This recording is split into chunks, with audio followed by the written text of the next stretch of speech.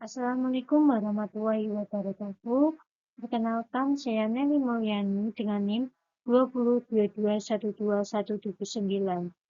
Pada kesempatan kali ini, saya akan mempresentasikan mengenai analisis kinerja keuangan dan strategi pada PT Sinanta Top Tbk. PT Sinanta Top Tbk berdiri sejak tahun 1972 dan berpusat di Sidoarjo, Jawa Timur. Perusahaan ini didirikan oleh Heng Ki Wong dengan visi untuk menghadirkan produk makanan ringan yang tidak hanya lezat, tetapi juga terjangkau dan berkualitas tinggi bagi masyarakat Indonesia.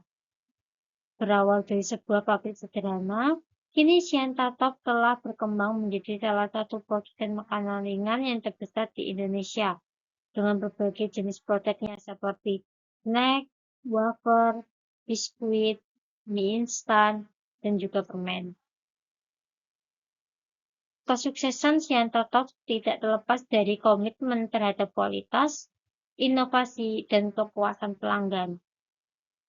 Perusahaan senantiasa melakukan riset dan pengembangan untuk menghadirkan produk baru yang sesuai dengan selera pasar dan tren gaya hidup masyarakat. Dalam hal produksi, Sianta Top telah memiliki beberapa pabrik besar di berbagai wilayah Indonesia, seperti di Sidoarjo, Medan, Bekasi, dan Makassar. Hal ini membuat proses distribusi menjadi lebih efisien dan memastikan produk dapat menjangkau seluruh daerah di Indonesia dengan cepat dan merata. Berhenti di pasar domestik, Sianta Top juga aktif melakukan ekspansi internasional. Produk-produknya kini diekspor ke berbagai negara di Asia, Timur Tengah, hingga Afrika. Capaian ini menjadi bukti nyata bahwa brand lokal Indonesia mampu bersaing di pasar global berkat kualitas dan inovasi yang konsisten. Lebih dari 5 dekade beroperasi, Sianta Top telah berhasil menjaga kepercayaan konsumen, memperkuat identitas merek, dan membuktikan diri sebagai perusahaan yang adaptif, tangguh, dan terus berkembang mengikuti perubahan zaman. Selanjutnya yaitu kinerja keuangan tahun 2023 sampai dengan 2024 pada PT Sinanta Top Tbk. Secara keseluruhan, kinerja keuangan perusahaan menunjukkan tren pertumbuhan positif sejak tahun 2024. Penjualan neto meningkat sekitar 4%, jadi 4,77 triliun menjadi 4,96 triliun. Kenaikan ini mencerminkan daya saing produk yang tetap kuat di tengah kondisi pasar yang dinamis. Dari sisi laba kotor, terjadi peningkatan sebesar 8%, menandakan efisien yang lebih baik dalam pengelolaan biaya produksi dan strategi harga yang tepat. Sementara itu, di sisi laba tahun berjalan melonjak signifikan sebesar 43%, dari yang awalnya tahun 2023 yaitu sebesar 917 miliar, sehingga mengalami peningkatan di tahun 2024 menjadi 1,31 triliun. Ini itu menandakan sebuah pencapaian yang menunjukkan pemulihan profitabilitas dan manajemen biaya yang semakin efektif. Selanjutnya yaitu beralih ke analisis kinerja dan efisiensi. Kita melihat bahwa pendapatan lain-lain naik hampir 3 kali lipat dari yang mulanya 145,9 miliar menjadi 458,3 miliar. Lonjakan ini menjadi salah satu kontributor utama terhadap perubahan laba bersih. Margin laba bersih juga meningkat dari yang 24% menjadi 26%, menunjukkan bahwa perusahaan mampu mempertahankan profitabilitas di tengah kenaikan biaya distribusi dan administrasi yang masih tergolong tinggi namun tetap terkendali. Secara keseluruhan, Hasil ini menegaskan bahwa strategi efisiensi operasional dan diversifikasi pendapatan yang menjalankan mulai menunjukkan hasil positif, serta memberikan fondasi yang kuat bagi pertumbuhan berkelanjutan di tahun-tahun berikutnya.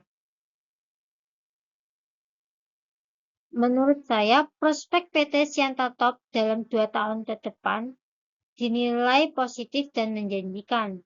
Dengan stabilnya permintaan pasar makanan ringan dan meningkatnya daya beli masyarakat pasca pandemi, perusahaan memiliki peluang untuk terus tumbuh. Ekspansi pasar ekspor serta inovasi produk sehat menjadi kunci keberlanjutan pertumbuhan. Selanjutnya yaitu analisis SWOT. Yang pertama yaitu mengenai kekuatan dari PT Sianta Top. Kekuatan dari PT Sianta Top yang pertama yaitu merek yang kuat dan dikenal luas di pasar Indonesia. Yang kedua, portofolio produk yang beragam seperti snack, biskuit, mie instan, dan permen. Yang ketiga itu jaringan distribusi yang luas hingga luar negeri. Selanjutnya itu dari sisi kelemahan PT Sianta Top. Yang pertama yaitu ketergantungan pada bahan baku impor hingga sensitif terhadap fluktuasi nilai tukar. Yang kedua yaitu biaya logistik dan promosi yang relatif tinggi. Selanjutnya itu peluang dari PT Sianta Top. Yang pertama yaitu pertumbuhan kelas menengah di Indonesia yang meningkatkan daya beli. Yang kedua itu tren makanan praktis dan siap saji yang terus meningkat. Yang ketiga, potensi ekspor ke pasar Asia Selatan dan Afrika.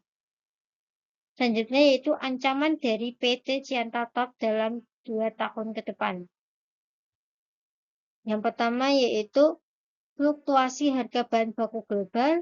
Yang kedua itu persaingan ketat dari merek lokal maupun internasional. Yang ketiga itu perubahan preferensi konsumen menuju produk yang lebih sehat.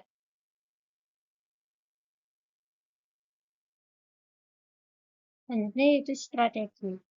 Untuk mempertahankan momentum pertumbuhan ini, menurut saya beberapa strategi yang dapat diterapkan. Yang pertama yaitu melakukan diversifikasi produk, khususnya ke arah makanan sehat dan rendah gula yang semakin diminati di pasar. Yang kedua yaitu mengoptimalkan rantai pasok dan biaya distribusi agar efisiensi bisa terus meningkat. Yang ketiga yaitu memperluas pasar ekspor ke negara-negara berkembang yang memiliki peminatan tinggi terhadap produk makanan ringan. Yang keempat yaitu memperkuat strategi digital dan marketing dan e-commerce guna menjaga konsumen muda yang menjadi segmen potensi terbesar. Yang kelima yaitu manajemen risiko nilai tukar untuk menjaga stabilitas biaya bahan baku impor. Terima kasih. Sekian presentasi dari saya, kurang lebihnya mohon maaf. Wassalamualaikum warahmatullahi wabarakatuh.